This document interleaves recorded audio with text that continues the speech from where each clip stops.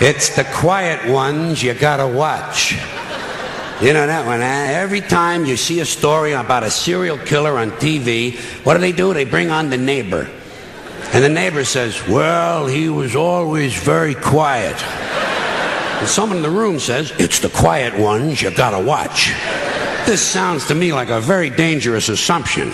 I will bet you anything that while you're watching a quiet one, a noisy one will fucking kill you.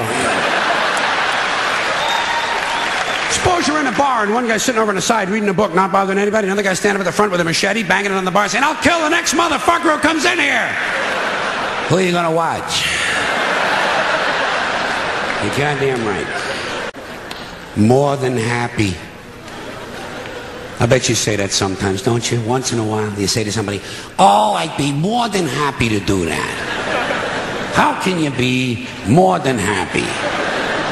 To me, this sounds like a dangerous mental condition. We had to put Dave in the mental home. He was more than happy. Now, speaking of dead people, there are things we say when someone dies. Most of us say, a lot of us do, things we say that no one ever questions. They just kind of go unexamined. Give you a couple examples. After someone dies, the following conversation is bound to take place, probably more than once. Two guys meet on the street.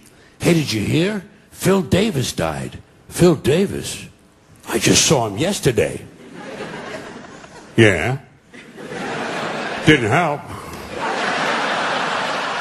He died anyway. Apparently, the simple act of your seeing him did not slow his cancer down. In fact, it may have made it more aggressive. You know, you could be responsible for Phil's death. How do you live with yourself? Here's another thing they say after a death. This is usually said to the surviving spouse. Listen, if there's anything I can do, anything at all, please don't hesitate to ask. What are you going to do, a resurrection? This ain't the fucking New Testament, you know. You know what you tell a guy like that who wants to help? Oh, fine, why don't you come over this weekend? You can paint the garage. Bring your plunger. The upstairs toilet overflowed and there's shit all over the floor up there. Do you drive a tractor? Good, that'll come in handy. The North 40 needs a lot of attention. Bring your chainsaw and your pickaxe. We're going to put your ass to work. He wants to help? Fuck him. Call his bluff.